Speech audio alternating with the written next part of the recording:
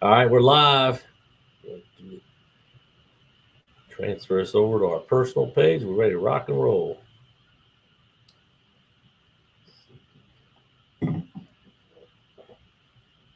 Okay, there we go.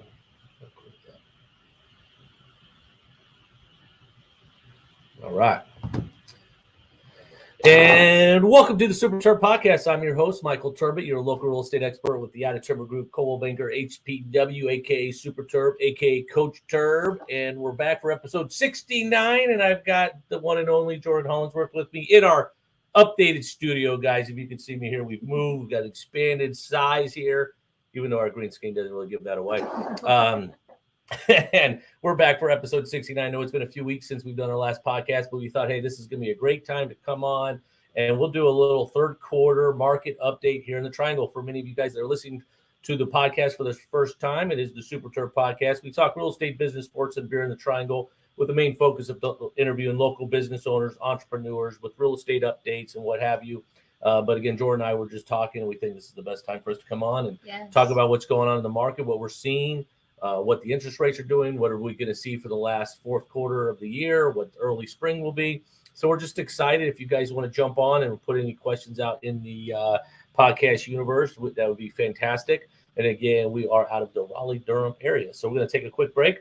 And on the other side, we're going to come back with our third quarter update. And welcome back to the Super Terb Podcast. I'm your host, Michael Turbot, your local real estate expert with the Out Timber Group, Coldwell Banker, HPW, a.k.a. Super Terb. And again, this is the Super Terb Podcast. We talk real estate, business, sports, and beer in the Triangle. And I have my great assistant, Jordan Hollingsworth, with me. Say hello. Hey there. And we thought this would be a great time for us to come on and just talk market, talk what's going on. Again, for people listening, again, we're in the Raleigh-Durham area, Wake County, and we have seen a lot over the last, say, 9 months, going to a year. So let's just start off, Jordan. Tell me what you're seeing with the market, good, bad, or indifferent. Yeah. I actually get that question asked a lot, especially when I'm out with clients, like on inspections. Inspectors are always curious what's going on. And I usually start with explaining that inventory is still really, really low. We're actually down 30% in listings from this month last year. But what's weird is that inventory hasn't changed much. We're still at 5 weeks, even though we're down 30% in listings. And what that tells you is that there's not as many buyers either.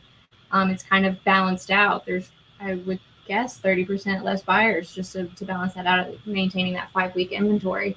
So, it's easy to be like, oh, 5 weeks, that means it's a seller's market.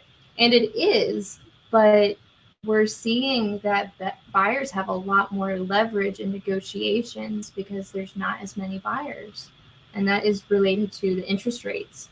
And the interest rates really are a force to be reckoned with buyers, because if you, like you said, 9 months ago, we were looking at the 5s or 6s about 9 months ago, I think.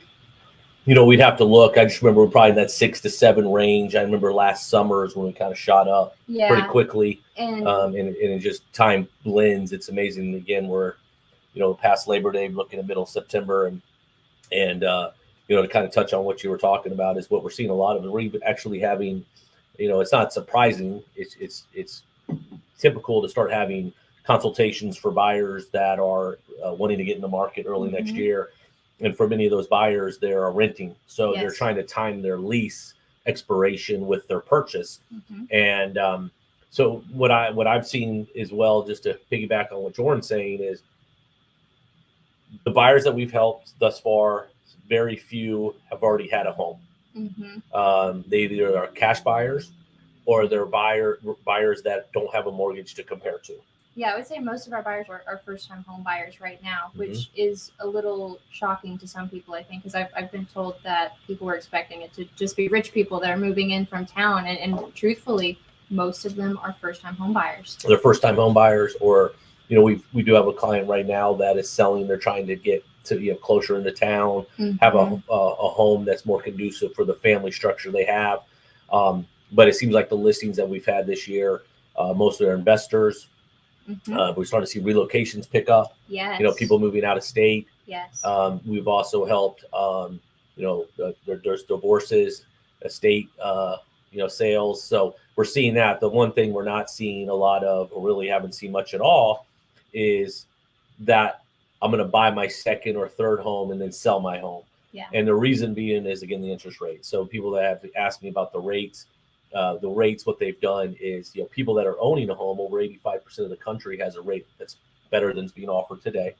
And they don't want to leave the 2.5, 2.75, 2.85. And I totally understand where they're coming from, because they would be going from a monthly payment that's, in their great within their budget, to almost probably doubling when they go to the next home. And just to piggyback off of that, I mean, it's imagine looking at, let's just throw a number out there, a $400,000 house, and then as interest rates have climbed up, you're down to 300, and that is a very different house, especially when you consider we're still seeing appreciation in all of this. And we have a client that we're working with now, and he's very interested in condos. And as we were just discussing the market, and we're looking at these condos that he is looking to buy, and then he's seeing the same ones that are available to rent, we're seeing that mortgage is more than the rent. And if you can't make that jump, you're like, well, I guess I'll just keep renting and save that money away. Yeah, but then on the flip side, we watched a really informative webinar today. Yes. And, this is the time for those buyers to get into a house. Yes, everyone, we look at a monthly payment plan. I mean, that's totally human nature. But if we wait, or you wait, it's going to be just more expensive down the road, even if rates were to come down on what you're spending and the principal that you could be paying off in the meantime. Because the thing is, guys, is we've been told now, I've been doing this a long time, and I remember from 2014 to 2020, as we were coming out of the financial crisis, that rates were going to be going down over that 12-month period. Or, we'd start a year and they'd say rates will be going up, by the end of the year. We did that. And even 2020, even beginning of 2020, we had a recession, and then COVID hit, and then rates even went down further. So then we were told beginning of this year, by May, rates will be in the 5s. And by the end of the year, I don't know. If someone knows, we don't know. We do know, but we don't. We'd like to know. We'd like to feel good about what we know. We also have an election year coming up next year. I've seen it where with election years, markets do one or two things. A lot of times people hold on to see who's going to be elected before doing stuff. But at the end of the day, people always need to buy or sell. And there's people out there that need to move. They're either in Airbnbs right now, they're renting, and they're wanting to put their money into good use as far as creating wealth or building that investment. And for sellers, I feel like the people that have bought their home within the last 5 years, especially sellers that bought their home and it was their first home, these are the buyers or sellers who will be buyers to buy that second home, because statistically, you're in your first home 3 to 5 years. Yep.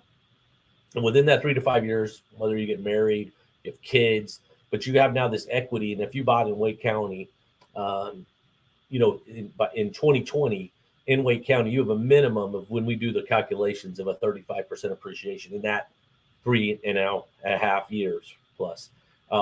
But realistically, it's more like 40 to 60% appreciation. Yeah. So those sellers who are sitting on all this equity, they're going to be ready to do something. But what they're hoping is those rates to come down to a certain degree where it's going to make more sense for them to say, okay, I'll leave my 3.5% rate for that 5.5% rate, because I've got more equity I can put down. I can buy points down. There's a lot of things that we can be doing. But when that time does come, I believe it's going to be just like it was 2018 to 2022 in regards to the multiple offers, or first half of 22, and paying over asking. So it's a really interesting time when people ask me, how's the market? Everywhere I go. I mean, that's great. This is what I do. Everyone wants to know what's going on with their investments, what's going on in the market. And I can just simply say it's peculiar. I like that word. Peculiar. It is. We have less houses, rates are up, we're still getting multiple offers. Now, when I say multiple offers, I preface that also by saying it's not your parents' multiple offers from a couple years ago, where you're paying double digits. Yeah, where you're paying 5 to 6% over asking. Yeah. Because we did look at stats this from a year ago, and a year ago, I believe it was June or July, summertime, homes were still selling at 106% of asking. Yeah. Now we're around 100 and a half, but that's also if the homes are priced right to begin with. Homes are actually selling in our market at about 99% of the original list price. So what does that mean? That means that seller, because again, as long as you're working with a professional that knows the market, and they've got to look through they've got to price homes correctly. Homes are sitting because they're just overpriced. It's not because, oh my gosh, they've lost all this value. Yes. It's not that at all. It's because the homes started up too high, and they're finding the number that's going to create the offer to sell their home. So when homes are priced correctly from the jump, they're selling about 100% sales price, list price. If they're not, it's around 99%. Yeah, I think a lot of people I've talked to have been afraid that their house has depreciated. And Zillow is a really great tool in some ways, but those estimates you just really need to be wary of, because they're pulling, that's a computer pulling it out. They're looking at stuff that we wouldn't necessarily hand pick when we're running comps. And so be careful about worrying about depreciation. And it's funny, we were talking about the history of the housing market, and real estate is one of the safest investments you can make, because if you look at the past, I think it's like 80 some years of the real estate market, only one other time outside of the 2008 mishap with lending and the bubble, if we take out that anomaly, one time have we ever seen depreciation in the real estate market, and it was in 1990, and it was by a whopping 1%. Yep. No, it's you're exactly right. And 2008 was a whole nother animal. Yeah. It was all man-made. Yeah. So it's just, again, really interesting. I think a lot of people are just wanting to see what's going to happen. But I can't reiterate, if you're a buyer that's been on the fence or you weren't able to compete. We just helped a client get under contract a week ago that literally came to us exhausted, working with someone else. I don't know who it was, and nothing against them, but reality was our client shouldn't even have been in that market. Right. If we would have had our consult with her 18 months ago, we would have said, listen, we've got to wait. She's taking advantage of, down payment assistance through the state, which is phenomenal for first-time buyers. Excuse me. But when you're up against 10 offers, 5 offers going over asking, and you don't have much liquid, you can't win. No. So now we were able to find a property, fell through. Everything happens for a reason. Need a little bit of work, but the zip code, the location is amazing. Single family with a yard. It started at 300, fell through, was at 285. Don't want to say too well. It's not like I'm saying addresses. We got 20,000 under that. Yeah. So, but what I'm getting at is sure, her rate's higher than it was a year and a half ago.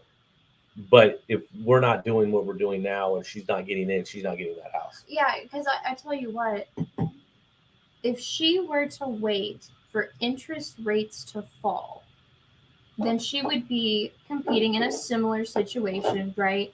And if you take into consideration the appreciation between today and when interest rates fall, which there will be a big bump in appreciation when interest rates fall, then she's going to be able to net a lesser house than what she bought today.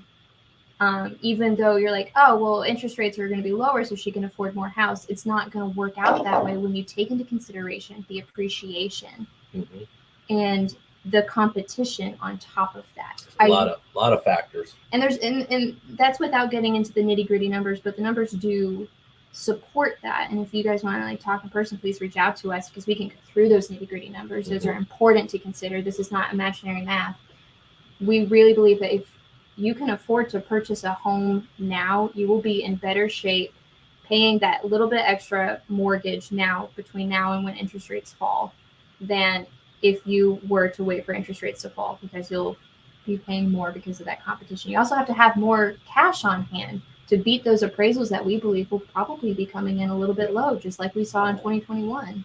And to your point as well about Zestimate, Zillow, or my home's depreciated, you got to look on a macro. So we had appreciation that, at least in our market, I don't know if we'll ever see again. And we shouldn't see 25% in a year. No. It's great when you're in it. It's But sustainable. So really what you're looking for is anywhere from 5, 6 to 10% a year, depending on location. So that's kind of where we've adjusted and shifted back to. Or even a year ago, because we get everything 30 days in arrears, our July stats, because we're still waiting on August. I think we still had a 3% appreciation. So not nothing significant, like blow you out of the water, but your home still went up in value. It did. And you compare that to what you had in the last few years. It's pretty amazing. So that leads me to one other thing that I want to talk about, and just some advice too, is how to utilize your equity that you have now to help build your wealth or pay off other debt that you may be in. Whether that is something, what I did a video on is a home equity line of credit. There's other avenues, but I just want to touch on the home equity line of credit, or you hear HELOC. And what that is, guys, is if you have a home and your home, you owe $400, and your home is worth $600, you're in essence sitting on $200,000 worth of equity. So a lot of people are sitting on a lot of equity, which is great, because in 2008, in that scenario, no one had equity. Everybody was doing interest only, and they were relying on the appreciation to build equity. And then we'll combine that with all the creative and very, my words, dangerous financing. We got all upside down. So now to buy a home, really, you have to be moving in with equity from the get-go. And so now people have equity and want to utilize it, because you may look at your home and say, yeah, Terb, I've got $300,000 of equity in there. Well, that's imaginary money if you can get your hands on it. If you can get your hands on it, that's a different story. So what I would do is tell you to look in getting a home equity line of credit. You don't have to use it. It's just something to have on the side. You only get charged when you use it, and it's significantly lower as far as interest than a credit card. That way, if you get into trouble, not even trouble, your water heater goes out, HVAC goes out. You have that liquid to be able to help you, with those expenses. It takes about 2 to 3 weeks to close. I've got great people I can refer you to that can help you with that process. So if you have any questions, let us know. But do you have anything else to add? I just felt like, I know we kind of jumped around, but I thought it was just important to be able to just talk through what's going on with the market. And right now, like I said, there's a lot of moving parts. But the way I would look at it, if you're looking to buy, this is the time. Yes. We got to make it work financially. And now, I know it sounds like you might be losing because you don't want to purchase a house with a 7.25% interest rate, but that may be, depending on who you are, a huge blessing in disguise, where you can compete now without that cash. And to be very frank, the sellers that we're seeing, they are selling because they need to right now. In fact, every case is very different. But if we had a seller walk into our office and they thought, I just feel like selling, it just seems like a fun idea. I don't really need to. I'm flexible on time. Frankly, I would tell them to wait until interest rates drop, because I believe that they will see even more appreciation when that happens. And I would think that most other realtors would be having similar conversations. So the sellers who are selling now usually have some kind of pressure on them that they really need to sell now. We've seen that on the buy side. We've seen that in negotiations. No, you're for sure. I think the people, and they're still pricing them correctly. They're still making great ROI. Yes, they are. If you have to sell right now, it's still good in that, like Terb said, you're seeing at least 35% appreciation, if not more, depending on when you bought your house and where it is. So it's not bad to sell, but if you can wait, we suggest that you do. And just to link this back to the buyers that we're advising, like I said, if you can buy a house today, I really believe that you will be appreciative within the next year. In hindsight, you will see, I spent a little bit more on my mortgage upfront, but I got to skip on that competition. I didn't have to put as much cash down, and I got to ride one last hill of appreciation that we probably won't see for a little bit after this. We're going to hopefully level out is what we're anticipating. I would, amen. And here's the truth, guys. I always said, even when rates were 2, 2.5, 3, just ridiculously low. And for many people out there that bought their homes in the 80s and 90s when rates were 20, 22, 18, 15%. I remember my mom when it got to 12 and she was on the news and they're like, they didn't ever get to 10. I always said, we are in a healthier place when rates are between 5 and 7%. Mm-hmm. As far as how I look at the economy, I'm not an economist. I know how to sell and buy homes, but that's how I look at it. The key is going to be once they come down, and everything we've been told, they're going to be coming back down into the 5s, whether that's second, third quarter of next year, whether that's 2025, which is hard for me to even say 2025. But who knows? I think it's going to come down to when those sellers that are sitting on the great rates are ready to move on with the next chapter of their lives. And right now, I think everybody's just seeing what they are. When that time does come, we are here to help you. Yes. And we'd be honored to help you guys accomplish real estate goals here in the Triangle. And again, when people are listening to what is the Triangle, again, it's Raleigh, Durham, Chapel Hill, Wake County, pretty much an hour and 15 minutes radius around Raleigh. We will be able to help you guys accomplish real estate goals. But if you have any questions, shoot me an email. Before I go, I also want to talk on some sports because this is fun. Football's back. My Panthers, of course, started out 0-1. They didn't want to get me too hyped up. I didn't make the trip to Atlanta. And for anybody that wants to go to Atlanta, even though I can't stand the Falcons, is what I call them. The Mercedes-Benz Dome is amazing. Mm-hmm. We were able to go down and see my brother and sister-in-law. We had a full weekend, my son and I. We went to go see the Braves game Friday, went and watched Georgia Saturday, and then Panthers-Falcons Sunday. 2 out of those 3 days, we were friendly. We were allies. The third day, my brother-in-law and sister-in-law got the best of me. I controlled myself. I didn't. It was close. But we had a great time. But we do have our Monday Night Football game starting Monday. So Bryce Young's first start's going to be Monday. A month from actually yesterday, it's the Canes' first home game. Oh, very exciting. So we're getting back to hockey. Yes. And excited about that. And we're just ready to rock and roll. So as we go into the fourth quarter, guys, which is, again, hard to believe, that doesn't mean we're still not helping people buy and sell real estate. So when we say let's make a game plan for 2024, this could be a great opportunity to get in even sooner. We could look at options of trying to help with any sort of lease cancellations or breaking leases or cost, whatever. But the biggest thing is having a game plan. So when you hit the ground running, you're ready to pull the trigger. So anything else you want to share at? Yeah, just to kind of piggyback off of that, please don't hesitate to reach out to us. It's never too early to game plan. It's never too early to have that information kind of locked and loaded for when you are ready. And we like to say we don't sell. It's not our job to sell houses. It's our job to help advise you in building wealth through real estate. And we have fun along the way. Absolutely. I mean, beer sports, all the stuff. So they roll fast, so we can touch on beer too. Speaking of which, what's your favorite? Because you mentioned pumpkin beer, that got me all excited. I know, but it's I can't get it. It's luckily the temperature's coming down. But what's your favorite pumpkin beer? I'm still exploring. I've tried a few now, and now that I'm on the spot, I can't even think about the names of them. But I'm actually this year I'm determined to find my favorite pumpkin. I'll tell you the one that's my favorite. Yeah, tell me. It's Aviator makes it. Aviator. Okay. And they've got devil on the side of the can. That's all I know. I can't think of the name of it, but it's Aviator's got an amazing seasonal pumpkin beer.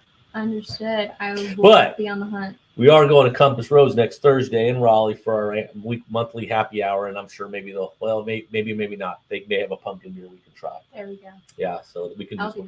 You know what? That could be actually a good idea. We could do pumpkin beer taste tests. I love it. I just go around and taste the pumpkin beer, but then people, I don't know. You got to make your decision early. Or the best stouts in the Triangle. And we got a whole nother idea. You may just have to drive me. All right, everybody. I hope you guys enjoyed the Super Terb Podcast. Next episode is episode 70.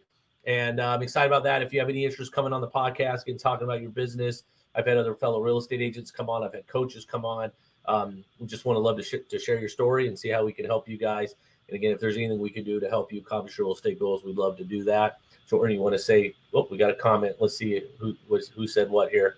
Hold on. Oh, Amy Langston. Yeah, that's a good idea. Let me put this up here. We've got Amy Langston. She's an amazing. She helps us. So, what title is it? Oh, marketing coordinator and listing specialist. Yeah, she does everything. Yeah, she along with Rachel and Lauren, who are they're working in there. They need to have some fun. They keep our heads straight. The Aviator's a good idea. So we could do Compass Rose, then we'll go to Aviator. I think it's planned, isn't it? Doesn't she plan them? I guess she just planned it now. Yeah. So coincidence, we're going. And to that would Aviator actually be, and then I may do Lone Rider for our Halloween get together too. So it got a lot going on. So anyway, yeah. So we were going to sign off. Again, it's Michael Turbot and Jordan Hollings. We're local real estate experts with the Added Turbo Group, Coldwell Banker, HPW. Remember, guys, who you work with matters. And I hope you all have a wonderful day. See ya.